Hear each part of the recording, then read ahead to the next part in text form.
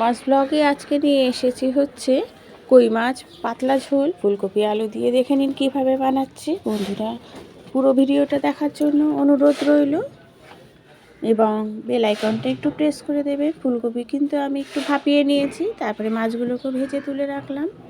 কই মাছ একটু হালকা ভাজতে হয়, নাহলে শক্ত হয়ে যায় বেশি ভাজলে। তারপরে গোটা জিরা ফোড়ন দিয়ে ফুলকপি আলুটাও দিয়ে দিয়েছি, নুন হলুদ দিয়ে ভালো করে দেখুন আমি সব ভেজে নিয়েছি। নেওয়ার পর একটু আদা থেতো করে দিয়েছি, পেঁয়াজ কুচি, টমেটো কুচি আর কাঁচা লঙ্কা দিয়ে দিলাম। দেওয়ার পর নুন হলুদ দেওয়ার পর সব কিছু যখন ভালো করে ভাজা হয়ে যাবে তখনই কিন্তু দিতে হবে হচ্ছে একটু জিরের গুঁড়ো।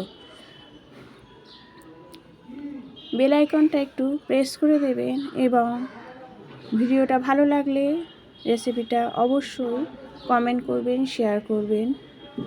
তারপরে জিরের গুঁড়ো দেওয়ার পর মশলাটা কষিয়ে নিয়ে জল দিয়ে দিলাম। জল দেওয়ার পর মাছগুলোকে দিয়ে দেবেন। পাতলা ঝোলে সবসময় মাছগুলোকে আগেই দিয়ে দেবেন, তাহলেই কিন্তু এর টেস্টটা, ঝোলের টেস্টটা খোলে।